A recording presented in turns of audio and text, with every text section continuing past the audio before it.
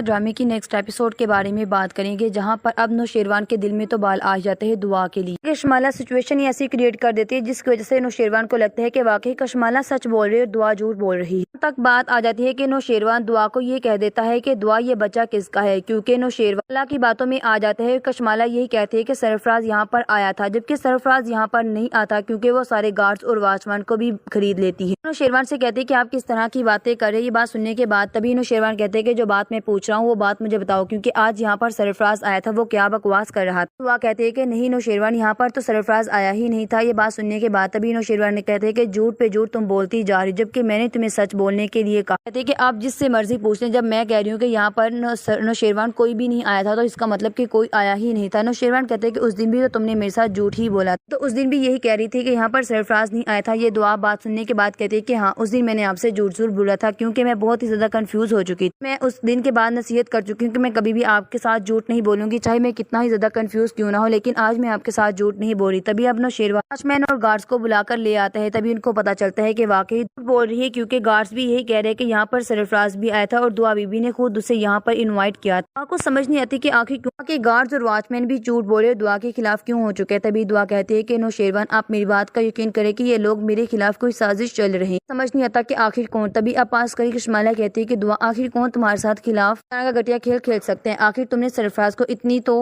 دے رکھی ہے کہ وہ خود یہاں پر آیا اور اس نے تمہارے ساتھ آ کر یہ بات کی۔ بات سننے کے بعد تبھی اب دعا کہتی ہے کہ نہیں یہ سب کچھ کشمالہ کا کیا دھر ہے، لیکن نوشیروان اب اللہ پر شک بھی نہیں کر سکتا تھا کیونکہ اس کو لگتا تھا کہ دعا اب جھوٹ بول رہی ہے اور کشمالہ سچ بول رہی ہے۔ تبھی دعا کے بارے میں کہتے ہیں کہ دعا تم اتنی گٹیا ہو سکتی ہے، میں نے کبھی سوچا بھی نہیں تھا۔ واقعی کشمالہ نے سچ ہی کہا تھا کہ تم ایک اڈے سے لائی ہوئی لڑکی پر یقین کر کے زندگی کی بڑی غلطی کری۔ بہتر تھا کہ میں اڈے سے لائی ہوئی لڑکی کے اوپر یقین نہ کرتا بلکہ اپنی حویلی میں رکھی ہوئی بابی پر یقین کر لیتا۔ دعا کو بہت ہی زیادہ دکھ ہوتا ہے، تبھی دعا کو سمجھ نہیں آتی کہ آخر دعا کرے بھی تو دعا کیا کرے۔ تبھی دعا کہتے ہیں کہ مجھے میرے ہونے والے بچے کی قسم کہ میں آپ کے ساتھ کوئی بھی جھوٹ نہیں بول رہی۔ نوشیروان اس کی کسی بات پر بھی یقین نہیں کرتا۔ تبھی نوشیروان اپنی ملازمہ کو بلاتا ہے، تبھی کہتے ہیں کہ جاؤ اور جا کر اپنے بی بی سائی کا سارا سامان پیک کرو، جو بھی چیز اس گھر میں ان کی موجود ہے ان کی کوئی چیز بھی نظر نہیں آنی چاہیے۔ یہ بات سننے کے بعد تبھی دعا نوشیروان کے آگے بہت ہی زیادہ ترلے اور منتیں کرتی ہے، لیکن نوشیروان اس کی کسی بات پر بھی یقین نہیں کر پاتا۔ نوشیروان کہتے ہیں کہ بس کر دو دعا، اب مجھے تم سے کوئی بات بھی نہیں کرتی، اگر تم ماں بننے والی نہ ہوتی تو آج ہی میں تمہیں فری کر دیتا۔ تمہاری خوش قسمتی ہے کہ تم ماں بننے والی ہو، چاہے پھر وہ میرے بچے کی ہو یا پھر سرفراز کے، لیکن مجھے اس بات کا یقین ہے کہ یہ بچہ میرا نہیں۔ رو کر اب نوشیروان کو بہت ہی زیادہ یقین کرواتی ہے، لیکن نوشیروان ہے کہ اس کی کسی بات پر بھی یقین نہیں کرتا۔ تبھی کہتے ہیں کہ بس دعا جتنا میں نے یقین تم پر کرنا تھا کر لیا، جتنا تم نے میرے ساتھ کھیلنا تھا کھیل لیا، اس سے آگے میں کھیلنے کی اجازت تمہیں بالکل بھی نہیں دوں گا۔ تبھی اب دعا وہیں پر بہت ہی زیادہ روتی ہے، لیکن نوشیروان اسے روتا چھوڑ کر اس سے چلا جاتا ہے۔ تبھی دعا اب بہت ہی پریشان ہوتی ہے کہ آخر میں کروں بھی تو کیا کروں۔ پہلے تو فضا اس گھر میں مجھ پر شک کر رہی تھی، لیکن اب یہاں پر نوشیروان اپنے ماں باپ کو میں منہ جا کر کیا دکھاؤں گی اور ان کو کیا بتاؤں گی کہ نوشیروان نے مجھے گھر سے نکال دیا۔ اب جیسے ہی ملازمہ سامان لے کر آتی ہے تبھی نوشیروان بھی پیچھے آ جاتا ہے۔ تبھی اب جعفر سے کہتے ہیں کہ جاؤ اور جا کر تم اپنی بی بی سائی کو چھوڑ آؤ ان کے گھر تک، حفاظت ان کو چھوڑ کر آنا۔ یہ بات سننے کے بعد تبھی اب جعفر لے جاتا ہے۔ تبھی کشمالہ کی بہت ہی زیادہ سے عید ہوتی ہے کیونکہ وہ تو یہی چاہتی تھی، آخرکار وہ اپنے مقصد میں کامیاب ہو جاتی ہے، دعا کو اس گھر سے نکال کر ہی رہتی ہے۔ اب تبھی کہتے ہیں کہ میں دعا کو گھر تک چھوڑ کر آتی ہوں۔ تبھی جعفر دیکھ رہا ہوتا ہے کہ کس طرح سے کشمالہ آ کر اب دعا سے بات کرتی ہے۔ تبھی کہتے ہیں کہ دعا تم نے تو مجھے چیلنج کیا تھا کہ تم نوشیروان کی زندگی سے موت ہی نکال سکتے، اس کے علاوہ اور کوئی نکال نہیں سکتا، لیکن اب دیکھو کہ میں نے ہی تمہیں نوشیروان کی زندگی سے نکال کو سمجھ آ جاتی ہے کہ یہ جو کچھ بھی آج میرے ساتھ ہوا ہے صرف اور صرف کشمالہ کی وجہ سے۔ تبھی کہتے ہیں کہ کشمالہ تم اتنی گٹیا ہو سکتی ہو، میں نے کبھی سوچا بھی نہیں تھا، شاید تم نہیں جانتی ہو کہ جھوٹ کی ہار ہوتی ہے اور جیت ہمیشہ سچ کی ہوتی ہے، آخر کل تک تم جھوٹ بولتی رہو گے، بچہ نوشیروان کا یہ تو اس دنیا میں آ کر ہی رہے گا۔ تبھی کشمالہ کہتی ہے کہ نہیں بالکل بھی نہیں، نوشیروان اس بچے کو کبھی بھی نہیں اپنائے گا۔ پوری گاڑی میں نوشیروان کے بارے میں سوچ کر کشمالہ بارے میں سوچ کر دعا روتی رہتی ہے۔ تبھی جعفر بہت سے چپ کرواتا ہے کہ بی بی سائی آپ روئیں مت، ایک نہ ایک دن سچ سب کے سامنے آ جائے گا اگر آپ سچ بول رہی۔ تو اب نوشیروان کے بارے میں کہتی ہے کہ تمہیں اس کے بارے میں پتا ہے کہ وہ کبھی بھی اس طرح بات پر یقین نہیں کرتا تھا، لیکن آج کشمالہ نے اس کی آنکھوں پر ایسی پٹی باندھ دی وہ میری سچائی نظر ہی نہیں آ رہی، اسے بس جھوٹ نظر آ رہا ہے۔ مجھے نہ جانے ایسا کیوں لگتا ہے کہ کشمالہ سرفراز کے ساتھ مل تمام گارڈز بھی وہ خرید چکی ہے اور اس نے یہ سب کچھ کیا۔ تبھی اب جعفر کہتے ہیں کہ کیا